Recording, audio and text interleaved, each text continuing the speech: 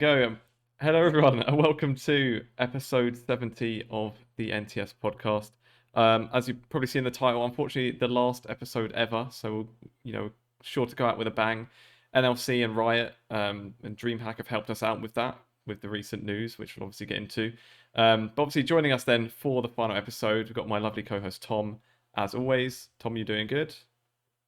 Yes, I'm doing good. I really appreciate. Obviously, I worked my magic with ESI to get the most drama that we could get in the last episode. The whole NLC changing, obviously.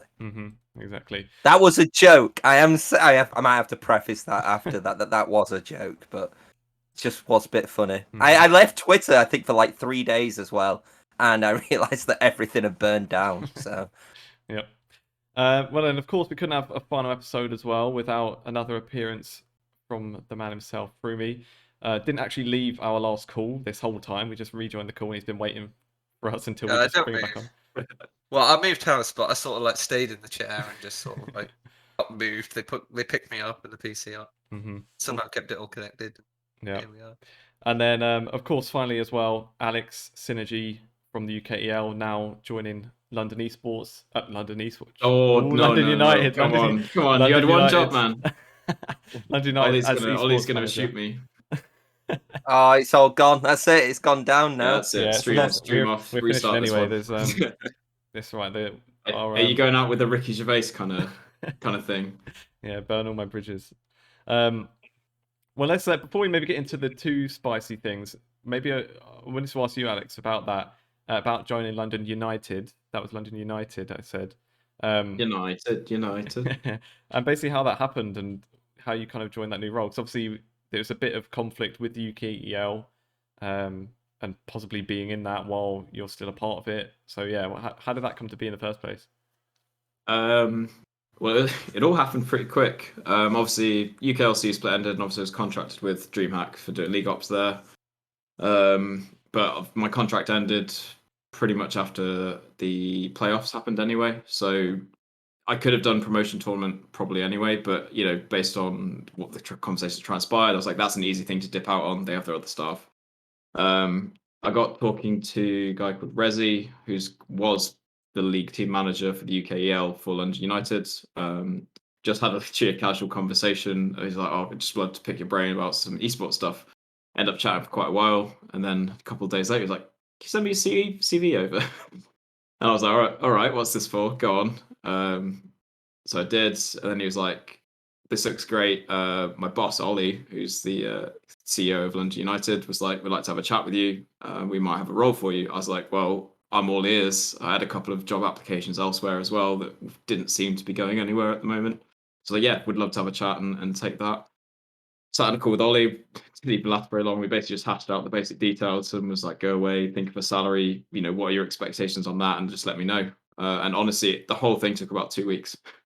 And yeah, so I kind of feel like I've lucked into that role, but I wouldn't say lucked because I know that I've spent 2 years building my kind of esports career before that. So yeah, a bit in that individual situation, a little bit of luck maybe, but also there's some progress there from before.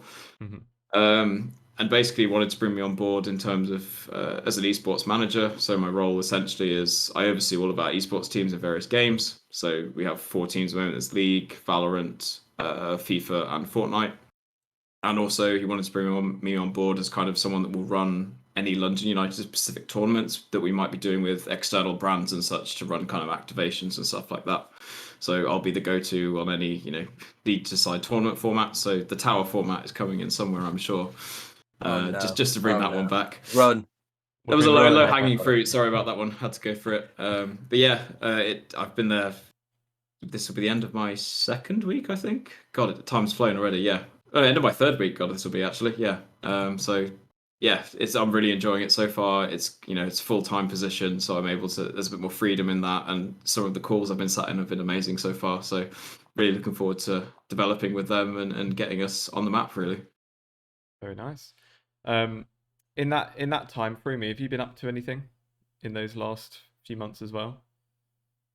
I've been sort of like taking a back seat this split. Obviously, with Barrage, rest in peace. Thought it'd be a good time to bring the jacket out one last time since we're all, wrapping up. Obviously, I was planning for the split.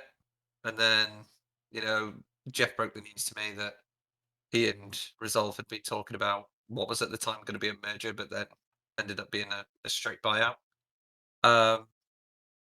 And I was kind of like too late in the split to pick up a new project or sign anywhere else that sort of matched with my aspirations. So I decided, with like stuff that was going on in my personal life, so I started a new job, just fresh out of my PhD, and moved house. I thought it'd be a good time to just sit out for a split and just keep up to date. So I've been watching a lot of like the NLC and the UKLC and some of the other ERLs. But since then, obviously with the announcement of the calibration tournament, I thought I'd have a bit of a longer off season. But I've been in talks with a couple of organisations about potentially coming back, but there's nothing concrete yet. So I haven't exactly decided like what I'm gonna do for the winter split, because it's weird. There's going to be a winter split, and it's not just like the fall cup. So yeah, it's a bit up in the air, but I do have the option to come back into the scene. I'm waiting for a bit more information as to what's happening, but I understand like any day now it could be announced the dates. And need to potentially get roster building. I haven't fully made my decision as to if I'm gonna like properly come back, but I'm interested in some of the orgs I've been talking to. But yeah, it's been a quiet one, just sort of sitting back and watching things unfold. Good. Yeah. Oh, you'd retired, Froomie. I thought that was going to be it. Yeah, I might have retired. I've not agreed terms with anyone yet, but there's always that, just when you think you're out, they pull me Get the back in. Froomie testimonial out. Yeah, I mean, I've been going since ESL, right? So I've got to like collect them all, like ESL, LVP, DreamHack. Freaks for you. You got to get all the badges, otherwise you haven't fully experienced it, I suppose.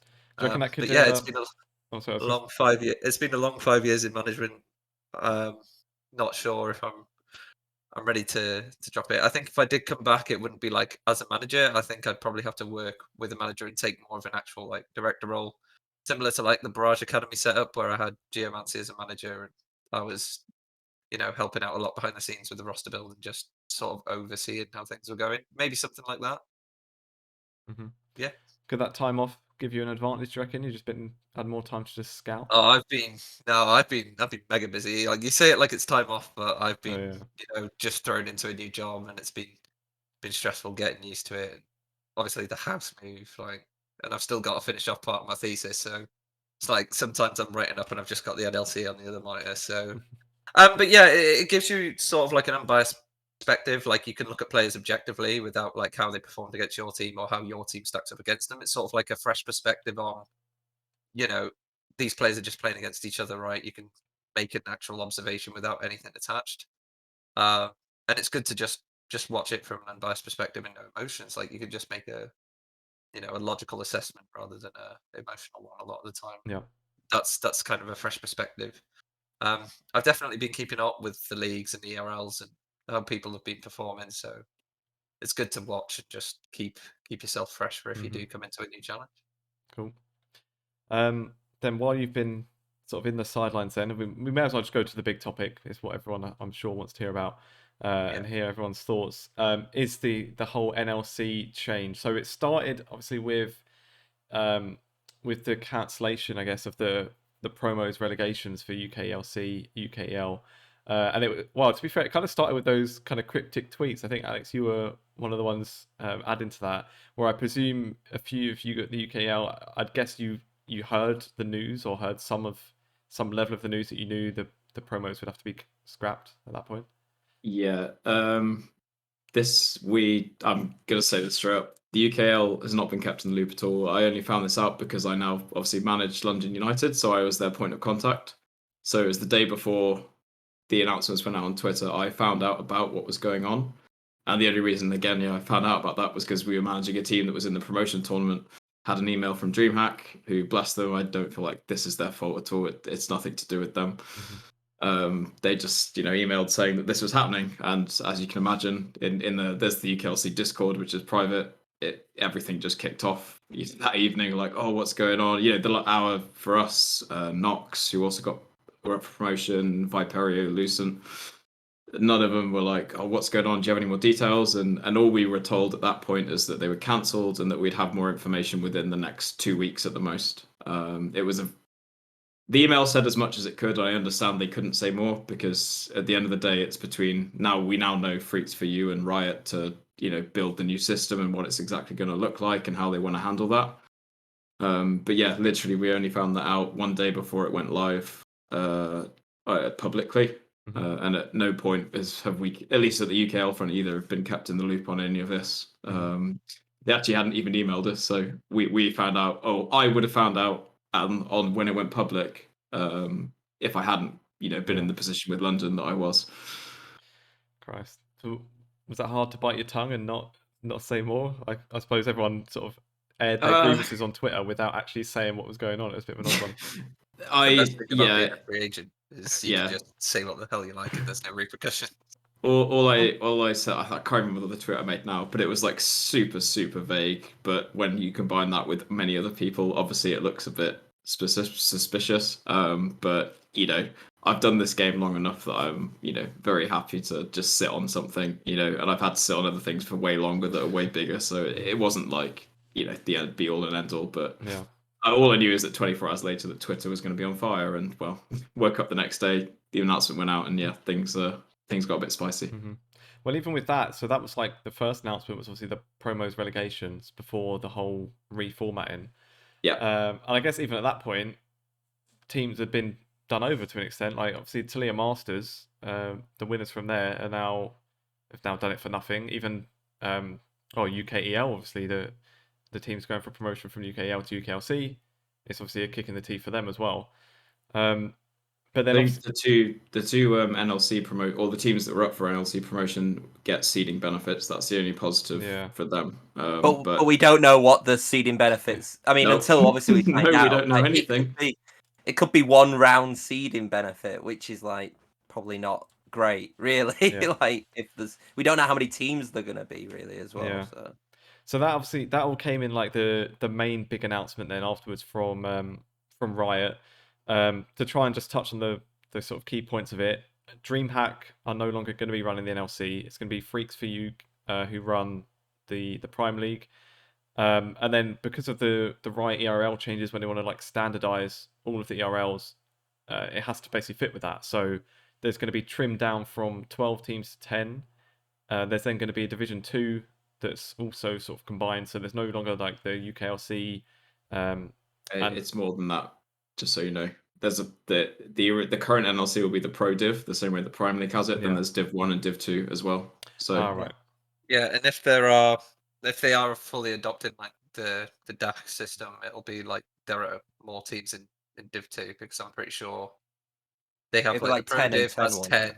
Yeah, Pro Div has 10 and then like Div 1 has 10. I'm pretty sure then like Div 2 has like upwards of 20 and they go into like groups. There's two separate groups, right, in Prime League. So it's like Div 2.1, Div 2.2. Yeah, and then there's a Div 3 which adopts the same system, which is where you'll see like a lot of the low end UKLC and top end UKEL and the Telia partners sort of fall into, I think. Yeah.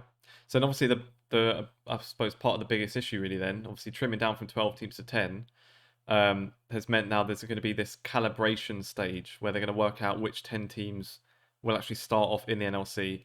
So they said it starts next month. It says the top 6 from summer, I'm pretty sure automatically in the NLC, so they're fine. Then the bottom 6 teams, plus the Tilia Masters teams, have a seeding advantage, which, like you said, Tom, is unspecified right now, so we don't really know what that is because we don't know what the tournament's going to look like. So they have some sort of advantage, but as we said, like there's a chance that teams that were in the NLC and were not even in relegations in the NLC and now are not going to be in the NLC next split. Which, especially like the big one obviously for the UK side is Resolve, who have bought their spot into the NLC a couple of months ago and now have to re-qualify back into it. And by all accounts, from Ilias has said on Twitter, they didn't even know beforehand either. So they actually only got the proper details in that announcement from Riot, which is just pretty insane, to be honest. But even Alex, is there any any ideas what the impact could be even for UKEL? Because they're saying that obviously Freaks for You are going to control the Northern Europe Everything. ecosystem. They're doing everything, yeah. Yeah. So what's that for you guys? Well, us, Good should I say, question. on the Good UK question, really. You're about as in the know as I am. All I can really say is that we have meetings scheduled with Freaks for You, and we also have a meeting scheduled with Riot. I can't really go much beyond that because there is literally nothing else at the moment. Bless DreamHack, they also gave us a very strong endorsement, said that they were, very happy working with us and that we were a brilliant partner over the last couple of splits with them. Yeah, that I wish I could say more, and it's not because I can't and there's more information to share. I've had so many DMs obviously over the past week or so. People who compete in the UKL, even people from UKLC, just like, oh, what's going on? I know pretty much as everyone else, which is obviously slightly frustrating because obviously you expect the TO to know a bit more, but it really is the case that we just don't know at the moment. Yeah. So I'm hoping, and obviously what we would like is to slot into the Freaks for You kind of divisions in the NLC, where we might be able to run, say, Div 3 or Div 2 or whatever it is, or whatever they want to call it. So we are officially part of the ecosystem. I think we've proved that we're reasonably good at managing a tournament by now, so I'd hope that would be the case. But if that's not possible, and that's fine as well, then the future is unclear. I'd like to keep running some kind of UK League event, whether it just be a community cup or something in the winter split. If that's not happening in future years, if we stick to the spring and summer that we've already had before, and there's nothing really in the winter, I'd love to fill that gap. Or equally, maybe we can run a little community off-season tournament, or even just little community cups or something. I want to stay involved in UK League. It's where I kind of matured in esports, really, and it's a scene I'll never really leave, regardless of where I end up. But obviously, we also posted our Pokemon Unite teaser a few weeks ago, so that's got a lot of traction as well. So there's some more interesting stuff on the cards. That was just in time to start looking at other games, then, wasn't it? It's all lined up, kind of we did, because we didn't know anything at this point either. So we posted that, and then this has all come out, and it looks like it was all planned. It definitely wasn't, because we didn't know anything from Riot or DreamHack at that point.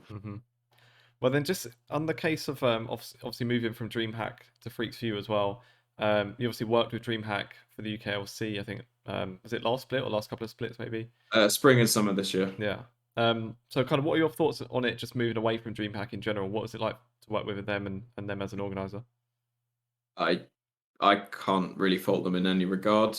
Maybe that's not quite true.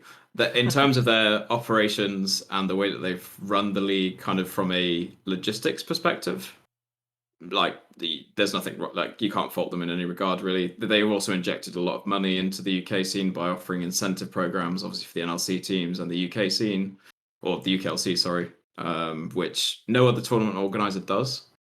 So it's one of those things that people take for granted, but it's actually hugely beneficial. And there's a lot of orgs in the UKLC that may not have survived without that. Just kind of like stimulus kind of things. Yeah, it basically all it is, and this is all public knowledge really. It's in the rules. So basically, you have a set of obligations to meet each split with regards to social media posting, various other things like conduct and everything. And if you meet all that criteria at the end of the split, in UKLC you receive £3,000 from DreamHack. It's basically like encouraging teams to do promotional work and stuff like that in order to positively benefit the league. And obviously it's the same in the NLC, but the NLC pays more, and also the obligations are a bit kind of tougher. So that's obviously a really good thing, which I don't think we'll get anymore. I doubt Freaks for You will continue with that. So you don't think Freaks for You will incentivize the leagues? And I certainly not below the pro division. I would doubt it. I don't know for sure, but I would say I doubt it because it's a lot of expenditure, and I think that's half the reason that DreamHack struggled with running the league, is they couldn't financially make it, make something out of it, because obviously the UK has always had less viewership and all that stuff, and if they're injecting £3,000 a split for 8 teams, that's a lot of cash that's each split as well, not each year, so that's quite a lot of money being spent for what benefit really from an investor and kind of business standpoint. My only complaint about DreamHack, and it's not really a complaint, it's just the nature of things, is that they are at the end of the day a Swedish business. I wouldn't say that they got the UKLC and the way that, you know, content and stuff could have been made around the UKLC. That probably needed a more local touch to it. But I can't really fault them on the way that they've run the NLC or anything else from an operations perspective. Mm-hmm. Fair enough. I think that with DreamHack though, I think that though obviously was like kinks in terms of like there was like scheduling issues and timings and stuff like that. But then you've also got to take into account that DreamHack got given the NLC, created the NLC, you know, after LVP, and then kind of had to basically run this throughout what was an entire pandemic, you know, which is probably quite a difficult thing to do in terms of like content and stuff. And that's why I always gave them a little bit of like leeway as much as I can, even though they still needed more content. I felt like, you know, it's a lot harder to kind of do it when, you know, the situations that were going in. But just on like the Freaks for You coming in, and I know we'll probably talk about this a little bit later, but I think that if there was going to be a region, if they were going to do this Northern European kind of like structure, I think if there was one operator I would like it to have been, it would have been Freaks for You, because of what they do with the Prime League is extremely similar. You know, people just think it's the German league. It isn't. It's the Dutch region. So you would hope that they have a very similar kind of ladder already created, which it looks like they already do, really. Mm-hmm. Yeah, just touch on what we were talking about earlier as well. Reclamation in the chat has given us a bit of clarifications. In Div 3 is 12 groups or so, typically community streamed. So I suppose somewhere maybe UKL can get in, we'd hope. Because especially from like Riot side as well, if they see like Jamada starting his casting career with the UKEL, and now he's on their LEC streams, surely they should sort of realise that it's not just, you know, something to run the actual teams and let the teams play. It's like actually helping them.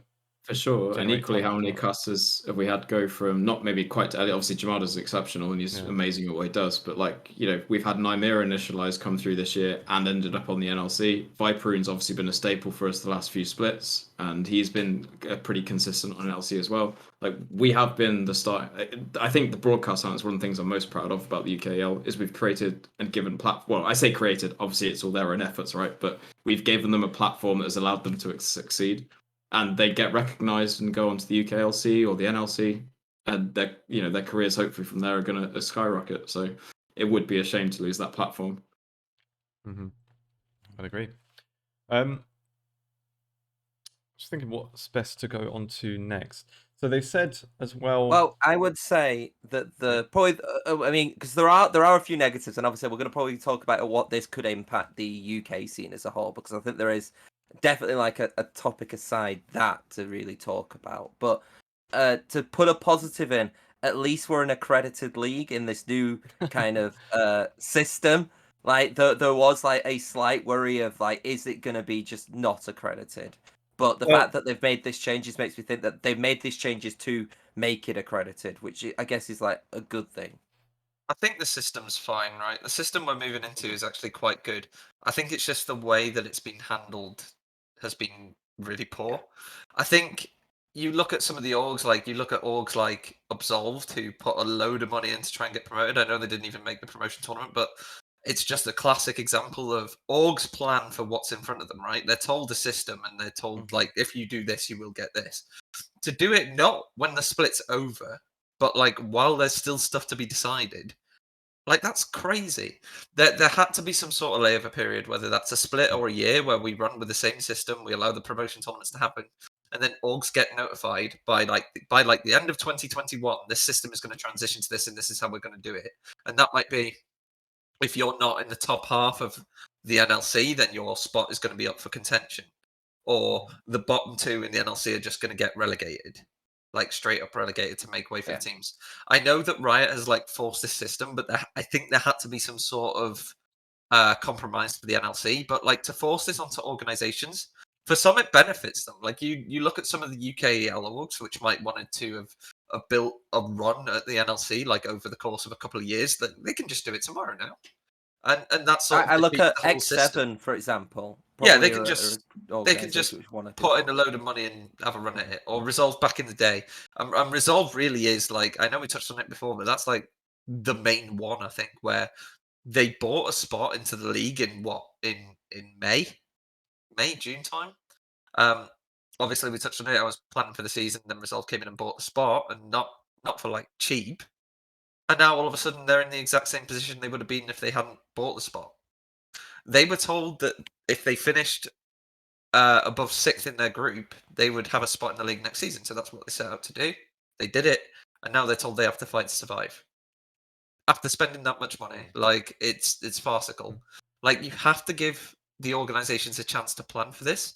It's not fair on their business. It's not fair on the staff that are involved, and the sort of projects that they lay out are completely different in this scenario. Like, they haven't been told, it hasn't been communicated. Hearing that it hasn't even been communicated to the league operators in the lower leagues is kind of like terrifying.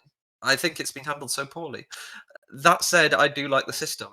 I like the system that we're headed towards, where it's sort of amalgamated together. I do think it is somewhat gonna dilute the UK scene. I think a lot of UK players who are playing in Div 2, which would have been the UKLC, are going to struggle to get into the new division format. Like, they'll probably find themselves lower down just because the Nordic player base is so rich in talented players that they could struggle. But the organizations, yeah, obviously they need to reevaluate. It depends like how much they've invested this split, how much they've got left, because now they've got a plan for a tournament that they weren't planning for as well. And I don't think that they'd put money aside for that, because it was supposed to be the Fall Cup, right? Which some orgs don't partake in if they don't have the money, or they put in zero money. Barrage won the Fall Cup on £0. But if they haven't planned for it, why would they plan for it? Now they've got to invest a load of money if they want to be back in a similar division or higher up. Like, you have to give orgs and TOs time to plan for this. Handled so poorly, but I'm looking forward to the new format. I think it's going to be class. I think as one, I think I can never say it, like Telia Garten.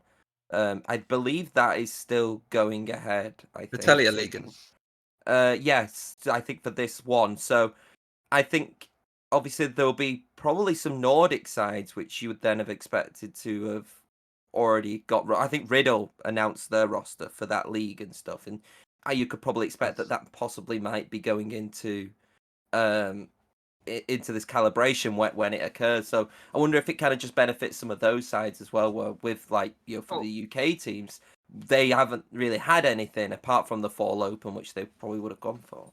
I think that's an important point, is some of the orgs would have been in positions where they were offering like 1-year deals, and some do like long term, but for some of the smaller orgs, like especially in the UKLC, they're just planning split by split, and then all of a sudden there's a new split that they didn't plan for, just thrown at their doorstep. Like, it could be a killer for some orgs. They could be going on a 2-split basis where it's like, this is how much we need for spring, this is how much we need for summer. That's their business plan. And then all of a sudden, oh, there's split 3, this wasn't here. It's like adding a new quarter to a business's I don't know how to say it, but like, you know what I mean. It's like adding a new quarter on the end, and they have. If they don't participate in it, then they're gone basically. Yeah. All of a sudden, they can't pay the staff for the extra quarter. They can't pay for the utilities they need, and it's like, if they had knowledge that this is going to happen in, say, 6 months to a year, they could have planned accordingly. But that's why there has to be a layover period. Like, as for Telia League, and that's kind of like a separate entity, and orgs plan for that. But it's going to be sad to see like the UK scene. Really, like, obviously it's still there, but it's not just the UK scene anymore, is there? It's divvied not up into different tournaments. Yeah, like, obviously the first step was the NLC and the merger between the Nordic Championships and the UKLC at the time, and the UKLC became a Div 2. But now it's like there's not even that. I suppose the only UK tournament, and we haven't had it during the pandemic, would probably be Insomnia, and that's it. And that's if it picks back up the same way it did before. So it's going to be very different, but I think like the new Super League that we're heading towards, the Northern League, yeah, it's going to be great if that lasts more than a year. Like, the stability, right? Like, it's not just what it needs. It's not just the loss of money, because like, if you're an investor now and you see, oh, the format changes like every year and there's new TOs every year, what does that say to investors? Like, it doesn't exactly scream stability or I'm going to get my money back. It says instability, choppy waters, especially if, again, touching on Resolve, like, they put money in and then it just went straight down the tubes, really. They got a split in the NLC. I suppose that bigged up their brand a little bit, but now they've just got to fight for their spot, even though they're told they're safe. But from an investment standpoint, like, why would you invest in something that unstable? Yeah. this has to stick. Like even though it's terrible the way it's coming about, if it sticks, great. Like for the long term, fantastic. We need stability in the scene, and we need it with this. Like it has to stop. We've had I great think TOs. you're right. DreamHack, LVP before that. I remember sitting in the meeting where they were discussing LVP coming in, and I was like, "This is it. Finally, we're going to be like Spain." And it never came to fruition because it was handled really poorly, or the revenue that came back after the first year just wasn't enough. They didn't want to do it anymore. Tower format didn't help, but that's the thing. Like you have to make a good project, and it has to stick. Otherwise, it's just going to repeat itself over and over. The ERLs is great. Like, look at the talent that we churn out from it. Yeah. And the leagues that keep doing well have kept with the same formats for years. How long have Freaks for You been running Prime? How long have LVP been running Superliga? And the OTP 3 seasons now with the LFL, and you've seen the development of the LFL skyrocket because of it. That consistency. Meanwhile, the NLC and the UK/Nordic scenes before that were just sort of the unloved children, just passed to foster parent to foster parent. It's never really stuck. Like, if Freaks for You are going to come in, it has to be for the long haul. And if the TO does change again, they've got to keep the format, because otherwise, no stability equals no investment equals no progression for the scene. Yeah. It's not even just Resolve that have kind of been done over that. If you think like any of the teams that are promoted, like Galaxy Racer, obviously, presumably would have spent quite a lot on their roster as well that got them in. Granite, I suppose ones like Granite that maybe hadn't spent as much. They're the ones I feel bad for, because Granite are a team which I feel like have very much stayed in the NLC probably above a lot of people's expectations for both of the splits that they've in. And so, and let's be honest, they probably don't have like the biggest backing out of kind of everybody there as well. I don't know, but just off the signings and stuff and things like that. But so then for them to kind of maintain those spots, which has probably always been what that kind of organization has wanted to do, to then suddenly have to just battle for that again, it's like those are the teams which I'm actually kind of more worried about, because you have got the likes of Absolved, and NRKXX, Nariki. Yeah, and then you even got like X7, at London as well. So these kind of big teams which you would possibly expect to put a little bit more money into this now because of the one shot to get in, it kind of then devalues the work that kind of a team like Granite has done, really. Well, I mean, they played to the objective that was set up in front of them, right? Like, stay in the league, and they stayed in the league. And what do they get for it? Oh, you're potentially not in the league. That's not right. If they were given a bit of warning, I think it would be fairer. But yeah, I think there has been absolutely zero compromise, and a lot of orgs will probably write to Riot and say that this isn't fair, and I think Riot will probably just leave it on red and just not bother. Like, it's bad. Like, it's really bad from Riot. It's the only way to say it. Like, you are messing with so many businesses. Understatement, I think. Yeah, it's horrible. Like, orgs have put a lot of money into this, thinking that that's the result that they were going to get, and they've played to the system, and then all of a sudden Riot's just gone, no, we're changing it. Like, I don't care how much money you put in. I know compared to them it might be pennies, but like it's a lot of money to some of these orgs, especially orgs run by like young people or startup orgs, where a couple of £100 for a player a month could be like breaking the bank in their circumstances. I know to Riot that might not be much at all, but to like that org, it could mean everything. Especially if they've achieved something with it and then just had it pulled out from under them. It's disgraceful. And I guess sometimes as well, like the selling point for some of these organizations was that they were an NLC organization, and so they got better rosters because of the fact that they were in that, and they deservedly made their way into that.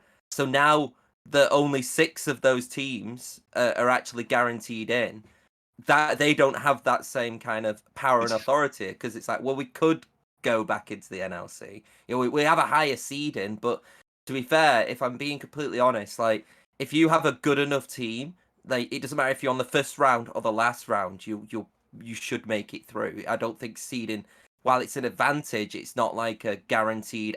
If I'm a player and I've got this 4 other players who you think are like gonna qualify, you're probably gonna go for them instead of like a team with a seed advantage, which maybe just you don't feel like a good enough team for it. Could you imagine if this sort of thing was happening in like? I'm sorry to cut you off. Could you imagine if it was happening in the LFL or the Superliga or Prime or even Ultraliga, like with the fan base that they have, and it would kick off. And I think Riot would have to do something, but because it's the NLC, they just think they can get away with it because it doesn't get as much of the limelight as the others. I don't know. I think it's wrong. Could you imagine if the Premier League, right? I know it's football, but could you imagine if the season ended and they said everyone who finished 10th and below has now got to like play in a special calibration football tournament to get their spot in the Premier League back? It'd be mental. It'd be chaos. The FA gets sued out their ass. Yeah, and I wouldn't be surprised if some teams were, especially like the richer ones that have been done over, like, and probably more looking at like the NLC teams or like the big projects that were going towards the NLC. I wouldn't be surprised if there was legal action taking place in the background. I'd be fuming. Yeah. I guess the only thing that I could think of though would be, and obviously the format is done, and I do kind of also from a viewer's perspective, I do like the fact that actually you could go into this with any org can now qualify for this NLC. You know, I do from a viewership perspective. Like, there's a really bad aspect to that though, which is our team's just going to throw a lot of money at this tournament and then qualify and then not be able to keep their roster for the next split because they can't afford it. Like, but then they're in. I'm hoping there are rules that say you need to keep some portion of your roster to go forward, but we don't know that yet, which is also a huge issue, right? We don't have any rulebook to go with this tournament, so how do we know what to like? How can you plan for a tournament that you don't have a rulebook for? Like, it's absurd to me as a TO as well. Like, I would never dream of like not handing out a rulebook for a tournament that we're running. Like, it's crazy. Yeah, for me, I think the least boring kind of way of actually doing this, and it would have been boring, would have been to have had, here's the top 6 teams are guaranteed, and then do like a bracket with the other 6, and be like, okay, 2 of you get eliminated, or even add the Telia teams in, so then it's an 8-team bracket, and then it's like, okay, whoever are the top 4 there are qualified in, and just do it that way. Yeah, but that would have been probably boring. Let's be honest. It's still a little bit immoral as well. Like, the whole thing's immoral. But there's now the added aspect to touch on what Synygy said of we're going back to the days of ESL where anyone could just form a team and qualify, which is dangerous but also exciting. So it's like a catch-22. Well, one of the big things about when LVP took over and they made the inaugural UKLC is they got to decide which orgs were going to be in, and that was supposed to help create a safe ecosystem where good orgs could help promote the UK scene and look after their players. 1 or 2 orgs slipped through the cracks, but now we could have multiple orgs that are shady. There could be orgs which don't have the following to help promote the scene, just get in, like someone just builds an org overnight, throws a bunch of money at it, and gets in. And yes, they grow, but it doesn't do anything for the UK scene in the short term. 5 players could decide, oh yeah, we want to play together this split, and they could just hold orgs to ransom to play together, or just form a makeshift organization and decide, oh, we're just going to go in as ourselves. That used to happen a lot in the UK scene. And then you could get shady orgs that just come in, or like Synygy said, where they say they're going to pay X amount of money, and then they make a run at the tournament, calibrate high, and then go, oh, we've not got the money. I would like to think that Freaks for You know enough what they're doing, given that their previous history with Prime League has been good. I don't doubt them as an organizer. I'm just doubting at the moment because we have so little information that everything becomes speculation, which is always dangerous, of course. But like, it is assuming that they go with the usual. Oh, if you qualify, you need to keep 3/5 of your roster to progress to the next split, which is a pretty standard thing in most places. Then that'll be fine, because then at least if some org does just throw a shit ton of money at it just to qualify for this tournament and then can't afford the wages afterwards, they won't be able to keep the players and so they'll lose the spot. But that has its own implications, right? Because if that org then can't lose the spot, then you need to draw up the next best team who qualified. Well, that team probably doesn't have a roster anymore because they didn't qualify. It has a huge knock-on effect here. So I'm worried, but I'm hoping that they... Yeah, I'm putting my trust in them because they're a huge company. They've done some good stuff before, and they've proven themselves in Prime League. I'm just skeptical because of the way that the NLC as a region has been handled, which is probably me being quite a jaded, older person in the scene, having seen it gone wrong before. I'm still of the opinion that they should have just let the 12 teams back in, or had the promotion relegation tournament and let the 12 teams carry over. And there should have been some compromise where the NLC was going to be like 12 teams for one split, and then they could have just had the division below be 8 teams and have 2 teams drop in. And Yep. just had it so that the bottom 4 instead, like the bottom 2 are like instantly relegated, and then the next 2 go into a promotion relegation with the top 2 from the division below. And just had a compromise. Like, there's no reason why Riot have to force it to be 10 for the first split. They could just say the NLC will be 12 for the first split, and then come, whether it be spring or summer after that, it's going to be 10, and this is how we're going to do it. And then, at least then that doesn't mess anyone over. Like, they can plan for it. But I think that this was also kind of Riot's fourth attempt to shake it up, essentially, because I think one thing that Riot's always looked at is I think that they've looked at the viewership in the NLC, and probably to them that's probably what the most thing that they look at.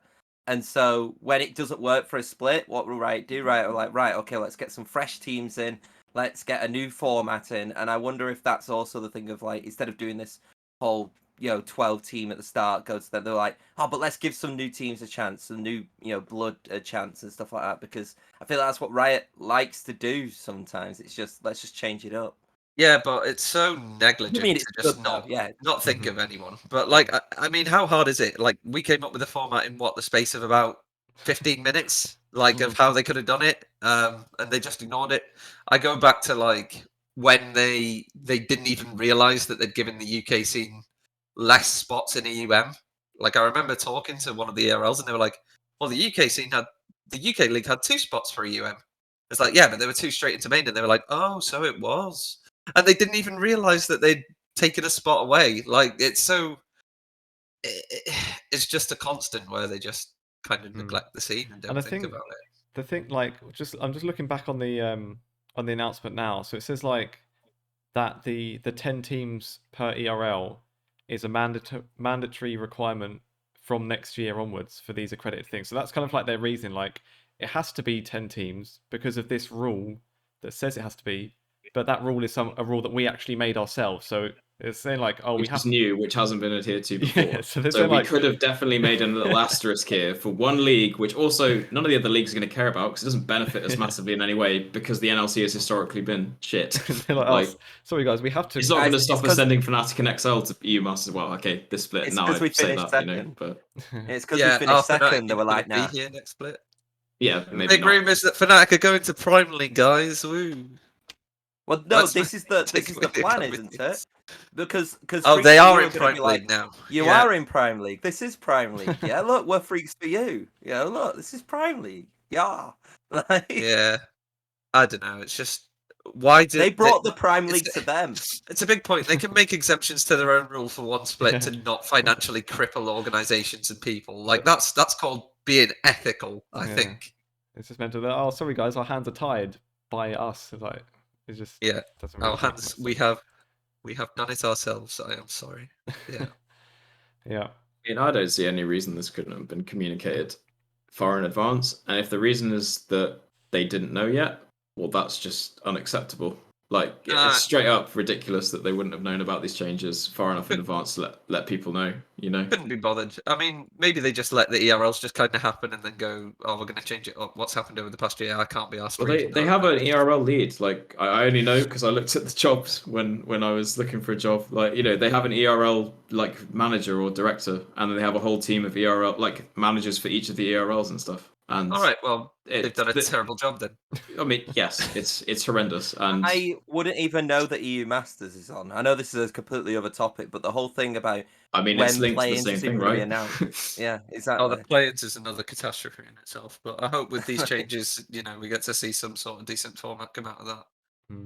Well, they did say, didn't they? Maybe to pivot to that a little bit. I always forget the guy's name, but the LEC commissioner had said, I think, replied to someone on Twitter saying that they're looking at. Well, I think he said that they will do changes to the play-ins and have some sort of proper seeding in it, because obviously that got screwed again. But luckily, I suppose this was like the one time that we didn't get screwed by it. They didn't screw us, yeah. But I think as well, and I do think that actually that does ring true, because I do think with this whole accreditation thing that they're doing, what that kind of means for me is that they're going to seed it of probably an accredited play-in seed and then a not accredited league. So I guess there's that's probably the way that they would seed it. Because I do get the argument that it is kind of hard to seed teams in play-ins in the sense of player quality, in terms of team quality as well, because we don't know in comparison to each of the leagues where they will land on the strength. It's would a Balkan first league, I don't know, Balkan second team be as good as an NLC team? We would say no, to be fair, but it's hard to kind of standardize that rule. So I do think with this accreditation thing, and this is what I hope anyway, they've not confirmed it, but I hope this accreditation thing is kind of their way of saying, if you're in an accredited league, you're probably going to get a first seed in play-ins if you've got a play-in spot, and it will also probably help with seeding that way as well. So, at least there's something. Aren't there going to be less teams overall in the ERLs this time going forward as well? Because a lot of teams are a lot of leagues are going to be changing the amount of teams they've got, and the Ultra Liga is also combining with the Balkan League, isn't it? The EBL, they're becoming one entity, and the Benelux separated and is now coming back together. Yes, and it's now separate. Wait, oh no, sorry, it's come back together again, right? Yeah, but they will also lose 2 teams overall because they're a 6 and a 6. So it's going to be more players left without teams or having to play lower down than they did before. Yep. And I think the non-accredited ones are. I don't think they follow the same rules. So at least there'll probably be some guidelines. Oh, actually, isn't their minor regions only have 8 teams in them? I think I read somewhere. Oh, I didn't. There is I think there's a separate rule set, right? And it's a less strict set of rules. Yeah, but because their players what will they go are. to GCD and stuff like that. Yeah, I imagine. Just one thing I want to ask before we're completely off of the NLC stuff. Do you know what London's plans will be yet, Alex? You either started thinking on rosters and things for it? I've got plenty of plans. Yeah. I think there's tryouts going on right now, actually. Obviously, I can't really speak for what we're doing. That would be, I'd get shot through the back of the head from Ollie if I did that. But no, we're aiming high as best we can because it's a huge opportunity for us. Obviously, regardless of how bad the system and implementation of the system is, it has actually benefited us as an organization because we can essentially leapfrog UKLC and Telia, which we wouldn't have had to go through. We would have had to go through before, right? So we're trying to take as much advantage of that as possible. Fortunately, we're a reasonably well-backed organization. So it's something that we're planning with the longevity in mind, that we're not just going to splash out for just the calibration and then deal with the consequences. We are looking at what we can do, Now's the time. Just put it all on red and just run up to try and get that NLC Prem spot, mate. I mean, it's going to be a tricky one to talk about because obviously I can't go into too much specifics on roster and stuff, but we want to get that Div 1 spot, or if not, assuming Div 1 is not the Pro Div, whatever is one tier below Pro Div, we want that spot and it'll be a great opportunity for us. If we end up in Div 2, it's not the end of the world, but it's not necessarily where we want to be and where the org has aspirations for, So, I do think it's going to be so interesting seeing, like I said, the likes of Absolved, and Nariki, and then London and all the UKLC teams as well, kind of just compete against these teams. And this is where, I agree. Maybe for all the divisions, because it's not just the UK getting affected. It is all the other Nordic regional divisions as well, which are also getting streamlined throughout this as well. While that is going to be less beneficial for kind of the amount of talent which will go in, it could also lead into a thing where, because these players are arguably, you would expect, given it being in one kind of super league throughout the divisions, harder games, it could actually improve players in terms of how they perform, which could, potentially lead to really good. Because to be fair, if there's something that we had to give kind of credit for, is that I was worried when the NLC kind of came in that UK players weren't really going to get that much of a shot. And I do think that some UK players didn't, but we had a lot of UK players which made it into last split. There was a lot of UK players, and there were some UK players in the UKLC who arguably could have even took that jump in there, and it didn't look like it detrimented for me, like at least the top end UK players, as much as what I was expecting, especially in the last split of the NLC. So I'm kind of hoping that like a similar thing will happen there, especially obviously it's no pressure on London and stuff like that, but especially the UK organisations, I'd hope from like a branding perspective, there is also always that one eye on UK talent as well, because I feel like from a branding perspective, that's also pretty good. Yeah. I mean, I think we'll make. Sorry, go on. Build the best team you can. Ignore the flags. Build the best team you can. I mean, I was basically gonna say, I'm sure we will probably make use of the 3 import rule. Like, there's no reason not to. They don't even need UK players anymore. Just no, we don't. We can get two shit hot Danish lads and a bunch of people from the EU. Like, just go mad with it. Creative freedom. It's brilliant. Get some Koreans in. You're only allowed 2 of them. You're only allowed 2 of them, and you need them on work visas as well. So that's really tricky. I wish we had the budget for that. I'm going to tell you we don't. But it's I mean, to be fair, like Singularity did it. The UK organisation that is Team Singularity had a lot of UK players which got through. Dragdar's doing a London potentially. Dragdar went from UKEL straight to the NLC. London are looking to go from UKL straight to the top division of the NLC now. So any percent speed run here. Dragdar just had a split in prison. Like, he was always way too good for the UKL. Mm-hmm. Yeah. True. Well, with this whole announcement, then there was the announcement of another tournament as well. So leagues.gg. I think were they running some of the Telia leagues, if I'm saying that correct? I think they do the Div 2 Telia leagues from memory. The like League Championship Denmark, etc. Yeah. I say that with an asterisk because I'm not 100% sure because I'm not involved with that kind of thing. I think above that, the actual Telia leagues are run by Telia and Assembly.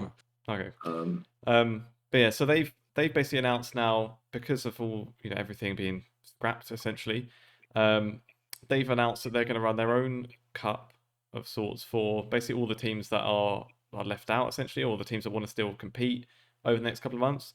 The Winter Showdown. So basically, it's going to be, from what I understand, it'll be like a separate cup for each of the different leagues or each different region. So there'll be a UK one, Danish one, Norwegian one, and so on. And the winners of those will then go into like an overall cup for the Winter Showdown. What are our thoughts on that? Because I suppose most teams would they not. I guess it kind of depends on when everything's going to happen as well, because there's really not much announced in terms of dates and formats for either this or the calibration stuff. But I imagine a lot of teams would probably be more focused on the other one anyway. But does this relate to any way to the calibration? No, it's completely separate. Then no team should do it.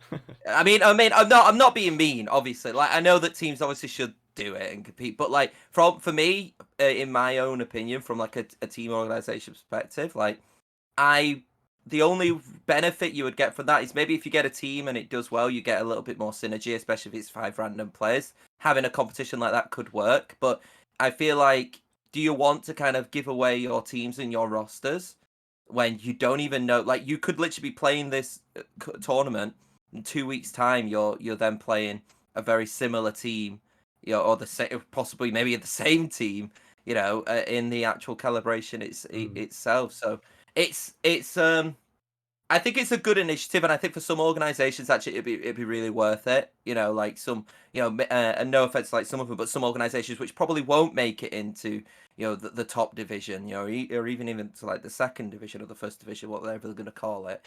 But so I do think it's actually really good for them, and it's a good opportunity for them. But I think that and I don't know any obviously outside information, but I feel like some organizations might be like, I don't want to go into that right now because of the uncertainty of this calibration, and do we really want to reveal our rosters straight away, because it could give away quite a lot, especially since it is such a high pressure tournament, this calibration.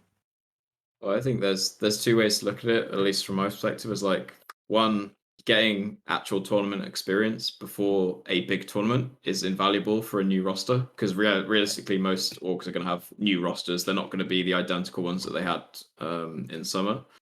Obviously that's a big positive. Kind of any actual on stage games are always going to be better building than kind of scrims and stuff. Obviously, there's the downside of you reveal your roster maybe a bit early, but I think the reality is by the time this tournament comes around, the calibration tournament will be a week or two away anyway. Seeing rosters to me ahead of time doesn't make a huge difference. Maybe the only thing you're giving away is, oh, well, this is how you draft. But if it is then 2 weeks between leagues.gg and the calibration tournament, that's 2 weeks of scrim time where you have plenty of other stuff to prep and all that kind of stuff. I don't know. For the more grassroots level orgs, it's free money. Especially, it's like 2,500 euros or something for winning or something like that. Or like 1,500 or whatever. But, for a lot of orgs, that's at the lower level, they can't pass that up. So I'm hoping that a lot fund the calibration tournament. Well, yeah, for sure. And I'm sure the players involved, will have various prize money like clauses in their contract about what they can get.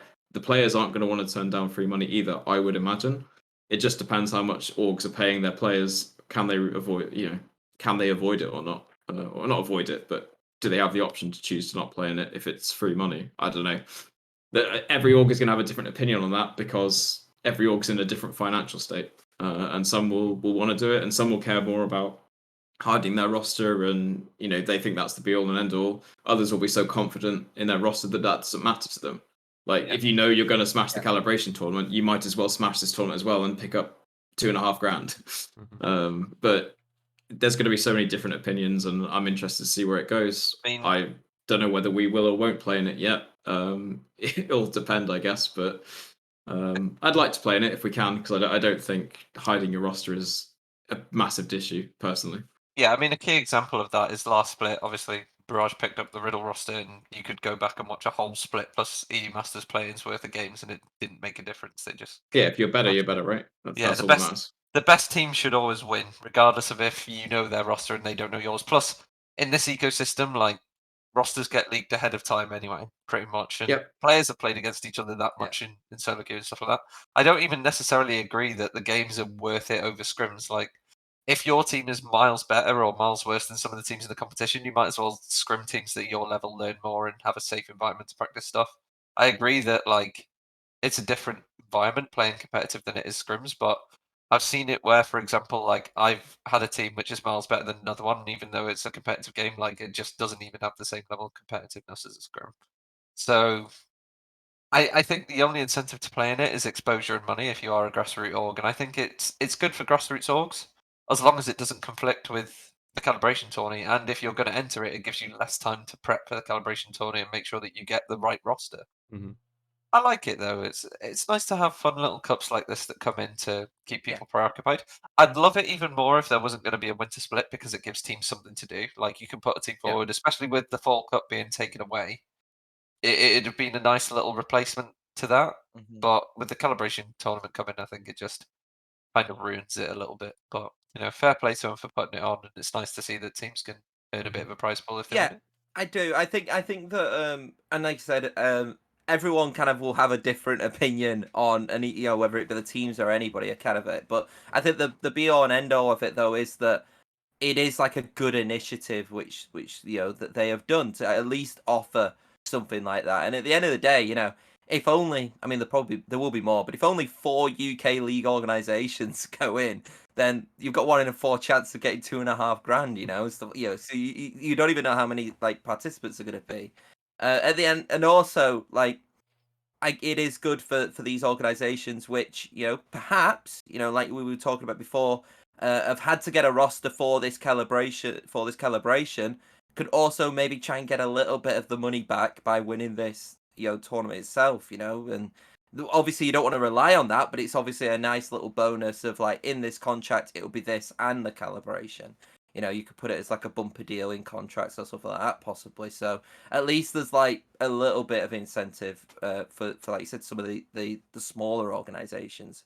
If I'm being honest, I don't expect every organization to compete in this. I don't expect, in my opinion, a team, and obviously I could be wrong, but Galaxy Racer, in my opinion, I don't think they're probably going to be an organization. I mean, they could be, and I'd like to be proven wrong, but I just think that they will probably want to just I don't know if they're get a really squad. because Are they not they're eligible? an NLC team, so I don't think they're eligible. I'm pretty sure this is only for Telia teams and Yeah. Oh, UKLC yes. teams. There's no NLC teams allowed in this Oh, tournament. okay, so it's not they've even the lost their one for the NLC spot and they're calibration. not even allowed to join in. I Yeah, thought that it was not for the 6 NLC. Okay, so even Galaxy Race. Yeah, Okay. it's Div 1 and Div Yeah. 2 from all of the regional leagues in the feed into the Telia Okay. Masters. So a I team think like Telia Absolve Masters can teams go in. maybe are also involved. I can't actually remember. Okay. Or So I was thinking, allowed to imagine if you're in like the promotion of Telia Masters and you're allowed to go in, yet the relegation side in the NLC isn't allowed to go in. But I guess there's something like that. Okay, I didn't know that. I thought that it was the 6 NLC sides couldn't compete. But yeah, I think either way, it's going to be good for some sides. Some sides aren't going to do it. But it's a nice initiative to have, and it's another tournament, and who doesn't love another tournament? I just always like these cups as well, where it's like the lower league teams can get in it as well. Just I guess it's like the football brain of like FA Cup and stuff. Yeah. See people go on a little run. I mean, I've always wanted to have like UKL teams against UKLC teams. I know how it would generally go, but it's always fun to see that upset, right? Mhm. Like, what if X7 or London United knock out a big name in the first round, like or something like that. It's always that what if, or even if they take them to 2-1 or something. It's always more exciting than just watching the same old league games. It's like, oh, well, we've 1-0 them, we've 1-0 them, and so on. I guess another thing as well is that doesn't happen I as don't. much in league. Doesn't happen Yeah, as much in league as it does in conventional sports. But yeah, no, for sure. But sometimes you get those upset games. They're exciting, rather than just watching, I don't know, Eminem bash on whoever was 8th place or Viperio or Lucent or whatever. You might get a potential upset here and there, and cup formats are always exciting for that, rather than league formats. So Yeah. I enjoy cups. Obviously, cups have their own drawbacks in terms of competitiveness, but let's get Insomnia back as soon as possible. yes, please, That's always yes. good for that. I think though, like, and it's something that I haven't checked the rules of it or anything like that, but I don't know if you're in the UK kind of version of it, do you have to have a certain amount of UK players which kind of go in? If so, could that limit Could that limit teams to say, well, I've got 5, I've got 2 Danish players and 3 imports, so I can't even go into this. From my understanding, it'll be the same rules that the UKLC had, which is 2 imports. Sorry, you can use 3 imports. Now, I don't know whether they will stick hard with that and say that your 2 residents must be UK residents, because obviously now residents in the terms of the NLC are UK, Sweden, Denmark, etc. I would imagine, based on the fact that they are region-separated groups and stuff, that yes, it would apply that, if you're competing in the Danish one, you need 2 Danish players and then 3 imports, or up to 3 imports, and the same would then apply to every group. That's my understanding of it, but again, the rulebook hasn't been released, so I don't want to say for sure. That's what I mean, but so yeah, and that's what I was thinking. If it was going to be split, you wouldn't have, even though there's a new UK organisation, say like X7 for example, but they have like a full team of Danes. I can't imagine them being able to compete in. Oh no, they won't be able the to. Which maybe is a huge issue with this tournament potentially. I mean, I know we're likely to be okay with that, but from a London perspective, but some teams won't, and some teams will fully opt into the, picking up what I would call foreign talent, but within the ecosystem, they're residents, right? So the way to get the best 2,500 out of this then is 2 UK import players. Is 2 UK players, get them into the UK, go into the UK tournament. Get that 2.5. Probably won't, but yeah, get Soft the most highly coveted player now out of the rest of them. Are we gonna looking forward to him for that. Well, the prize money is probably even less than his salary at this point, so it's not even worth it, is it? True. Once this tournament's happened, then, and then we have a Winter Showdown champion, are we seeing him as the sort of the spiritual? Nope. You know what I was going to say? Yeah. The answer's no. Ruby's not happy. He's not happy. So we're not going to treat him as the full open winners. No. No, because there's no NLC teams in it, so it don't count. I don't think this is the way it's going to work, but I would love the group winners from each winners group to then feed into a mini, like almost Telia thing. So, and then you've got a big playoff bracket or another group or something. Oh, all right. But I think so the spiritual winners of Telia Masters. Okay, got you. Yeah, there you go. I've saved you there. Which doesn't offend anyone because the actual winners don't get soddle now anyway, do they? So it's fine. Oh no, Yeah. but then this tournament sure can they're feed not into a offended. new Telemasters, and we can keep this going ad infinitum. Yeah. Mm-hmm. Well, we'll see about that. Is there any kind of news or anything anyone wanted to talk about? I'm pretty much out of my topics. I mean, EU Masters is on. Yeah, EU Masters it? is on. Yeah. Well, it's in tandem, like it is happening. Can we just talk about the fact that they told broadcasters 4 hours before it started that they could stream it? Yeah, it sounds about Really? right. That's What- gracious. What That's is that? Oh, they're was that giving. for the English They one? gave notice. They gave notice. This wasn't for English. This was for everything.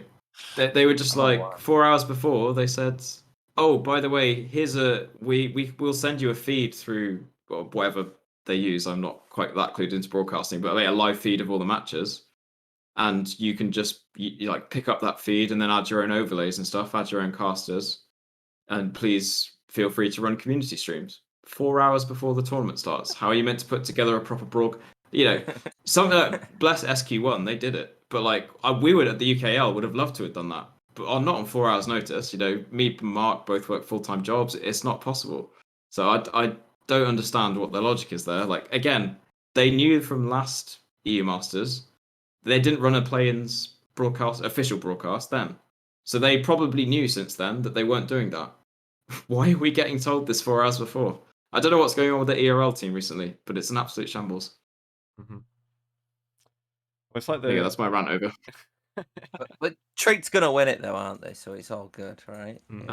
Yeah, I would love that. I would love that. I would. Their group And didn't then look too bad, did it? I can't remember off the top of my head now, but they're not in one of And we'll the get hardest 2 groups. seeds. We'll win it, and we'll get 2 seeds, and it'll Mm-hmm. be a main stage and a playoff. Or we might get 3 seeds, and they'll give us 2 planes. You know, possibly. You know, second and first. But no. Dream. To be fair, if I'm being honest, like this is the and maybe it is because obviously I've discussed like the reason why for me that I'm stepping down on the podcast is just burnout with esports in general, like having to cover so many, and then also the full-time job being that as well. It was very much I didn't feel like I was doing a good enough job in either of them, so I needed to kind of focus on the one which Get paid for. let's be honest, paid, yeah. And and that has helped a lot, and it's kind of given me like other hobbies, not just esports. But like this though is the least like hyped I had been for EU Masters. Like I felt more hyped for last split EU Masters, when really it should have carried on from that. And I don't think it is because like obviously you've still got obviously the popularity of K-Corp and stuff like that, and maybe it's not as much as what it was in spring at that point. But I just feel like the way that they've kind of just not even talked about it as much. I think there's not been as much like I think social media presence as what there was previously, and I think that also does come into account that I just think the scheduling has been terrible for it. Like maybe it will improve now, like we're actually in the group stages and everything like that. But I just feel like you if you can't start it well with the play-ins, which is still while it's not like the most viewed one that out of the EU Masters, obviously, like it's the start of the tournament, and so you want to carry on that hype throughout. And my hype kind of just went as soon as I was like, well, I can't even be bothered to find out when these matches are because they're clearly not telling me when they are, so I'm just gonna not say anything. You had was it the Belgian broadcast or the Dutch broadcast which actually had the graphic, and it was the first time that it was actually announced was that's the second part of it, right? That was the first information we got about EU Masters, really, and it was a leak, and it was obviously done intentionally. But like what is going on with the ERL system? It's crazy. I don't understand. Like I understand that Riot at the end of the day is a business, and therefore everything they need to do is centered around making money, and that stuff goes without saying. But it feels like the ERL system, which is such an integral part of building European League of Legends, aside from the likes of Prime League, Superliga, LFL, which are obviously the breadwinners as such, the rest starts to get forgotten. And I feel like even EU Masters is less of a concern to them now than the likes of LFL, Prime League, Superliga, etc., because it doesn't draw the viewership. Mm-hmm. Now, I don't know the internals at Riot, and obviously they probably have reasons for doing this. I don't want to say it's incompetence because, that would be even worse in my mind. Maybe if there's reasons, it's fair enough. But I do worry about what is going on with the system and with the EU Masters and such. It doesn't set a good precedent for the future, which a few years ago I had complete faith in. I suppose I mean, Oh, go on. Oh, go on then. Go on. Okay, so, well, I mean, it kind of just says the fact that, the main thing that I see from, like, Riot is what they tweet about. And it is, obviously, it's LEC based, but obviously they announced that, I think EU Masters tweeted that 8 of the 15 players out in the LLC going to Worlds came from EU Masters, were, like, through the ERLs, through EU Masters. And they love to push that narrative, but then, to keep that narrative strong, you need to then have you need to make EU Masters still like the best competition in Europe, because at the end of the day, you need to make that an event. Yeah, for what the ERLs contributes to the NLC, like it needs to be treated better. Like look at players like Larson and Inspired who came through the ERLs and now they're like big personalities in the LEC. Like I don't think that would have necessarily happened if they weren't able to be headhunted from the ERLs like they were. Like and look at Adam. Adam's the current example, right? Adam is the big one. Yeah. Just coming straight from K Corp. I mean, like a couple of years ago, he was just playing like French Div 2 and no one knew about him. Like the ecosystem works to generate talent and it helps to generate fan bases and to do what they've been doing with the EU Masters and, for example, the NLC. It's just like, are you watching this? Like, do you know what's going on? Like, need to try harder for sure. So, I know it's disappointing. I get what you mean, Tom. I think especially with the news about the NLC thrown in, like it definitely like swayed me away from watching as much EU Masters this time. I think maybe to lead on slightly from this point as well is that, and I have a maybe more of a biased perspective on this, having run a grassroots tournament, is that Riot doesn't put enough effort into their grassroots. I don't mean leagues necessarily, and I don't necessarily mean financially, but when was the last time the UK had any kind of league stuff in the country? Now, obviously, we're isolated in this, but I remember going back many years now. This is going to be a back trip down memory lane. Insomnia, for example, we used to get 100 teams turning up to play League at Insomnia. When League was really at its newest and its peak in like season 2, season 3. Now, obviously, there's going to be a drop off as people get a new game, they play it for a year or two, and then they're like, "Oh, I'll move on to the next one." But if you engage the people who really care about it and you keep that going, there's no reason we couldn't have been a strong country and etc. And I doubt we are the only, I call it like minor country that's like this. I'm sure it's the same in a lot of other countries. It baffles me that, like, why does the likes of football succeed so much? There's such a thriving grassroots talent and obviously there's more money in football, don't get me wrong, but like there is this huge grassroots scene in football and in lots of other sports. I've seen it even to make a more better relation maybe. I grew up playing hockey, like field hockey, which is not a big sport in the UK by any means. It's tiny really in comparison to like football, rugby, etc. But even that, we had a proper talent system where you play for your club, you go to your county regional stuff, you then go to uni or whatever, and there was a clear path to pro, and that was supported by, for us, the UK government and the overarching England Hockey Board. There's no reason something like that couldn't happen in the UK, but I don't feel like Riot engages enough with their local communities to build it, and then later on they're like, "Oh no, the UK viewership is bad. Guess what have we done? Absolutely nothing. Oh no, well we'll bin it off," sort of thing. It just gets me a bit frustrated, But it's like this could have been so easily sorted many years ago, but they let the pedal off, or let the foot off the gas, and then it's all kind of spiraled a bit. Let's ruin people's livelihoods to try and improve the viewership, guys. Let's go. Meanwhile, we'll put out 4 hours beforehand that there's going to be viewership. Well, at least that's, I suppose, a bit more of a positive from last time, because I swear this is like the first time that Play-ins actually had English broadcasts in any fashion, isn't it? Yeah, he didn't have it last time, did it? That's a joke in itself, isn't it? At least they're improving. It's not a great improvement, but it's getting there. I think that was spring, and I could not believe that they wouldn't have an English broadcast. I mean, and obviously, English is, let's be honest, probably one of the biggest second languages in the world. Well, controversial opinion there. Careful. I said one of.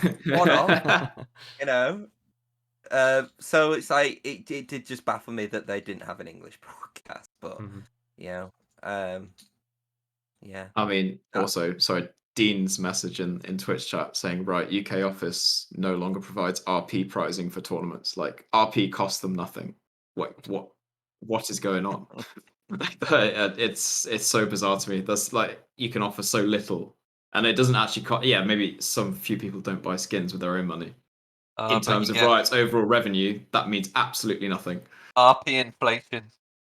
You can't just make more RP. Economy out of control. Qualitative easing and stuff. Yeah. Mm. I don't know. To me, it's just so bizarre to not see any effort at like. Surely the way to keep esports, this isn't even in the UK, in Europe, thriving is to encourage new talent to come through, new people to want to stick with the game and be involved because they find nice communities. That's the fundamental building blocks of every scene. But Riot want to build it from top down and not put anything in the bottom. So the foundations are really, really weak. So it doesn't stick. Like I mean, that doesn't even apply to esports. That applies to everything, right? You try and build things from the bottom up because if you have strong foundations, things succeed. But I mean, and probably like, I don't know if this is a good thing or a bad thing, but like, I think the ERL system is obviously like praised, and it is a very good the system. ERL system is brilliant.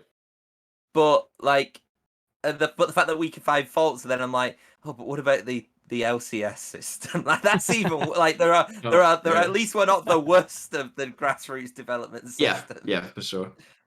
Yeah, imagine how spoiled we are to be complaining about that when our poor players across the pond.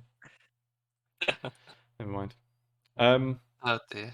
That might be a point. Maybe I guess maybe to wrap it up. Now we've realised we are maybe luckier than we allow ourselves to think. And yeah, that'll wrap it up for this episode. And then that would, I guess, wraps it up forever. I suppose. Yeah. So like you said, Tom, with yourself leaving, I wouldn't want to do it with another co-host anyway. Sorry, Froomie. I know you wanted to get in and fill that void, but I was waiting for Tom to leave. Yeah. yeah. I'm unemployed. No, I guess I'll have to go back to management. That's the only course. But I suppose for myself, I'll still be involved in the scene. Maybe even like slight advert here. Maybe slightly looking for team. If anyone wants content on a team basis, I'd be open to that as well. So yeah, let me know. My DMs are open. But yeah, thanks guys for joining us. Thanks obviously Froomie for coming on a million times and always supporting us. Thanks for putting these podcasts on like week after week. I've listened to I think nearly all of them. It's been great. No one's really done what you've done or done it in the past. So I think with everything going up, it kind of like wraps up at an appropriate time. I guess if there was going to be one, this is probably the most appropriate. But really gonna miss it, and I hope you guys stick around in whatever way you do. It's been brilliant to listen to you lot. And thanks for having me on as many times as I wanted. Thank you. And obviously thanks to you, Alex, for having us on the UKEL as well this year. Yeah, massive opportunity for us and very pleased to be part of the UKEL. So yeah, happy to have been on here. Yeah, and thank you guys for putting your time in week out to, create some community content. Because I mean, to me, like that community and engaging community content is the key to creating a good community and keeping it going. So, I'm sure we wouldn't be half as near where we are without you. So thank you very much, you guys. I'll choose to believe that, but thank you anyway. And obviously thank you as well, Tom. I don't want to miss you out for sticking with me the last couple of years and chatting with me every week. I mean, at least if anything, we've got better setups now than what we ever had. And as soon as we have like the best setups we could ask for, that's it. It's like we reached the top. We're like, right, we're not going to get better setups now than that. When I can offer you guys a £4,000 a month contract to keep doing this, I'll slide back in the DMs.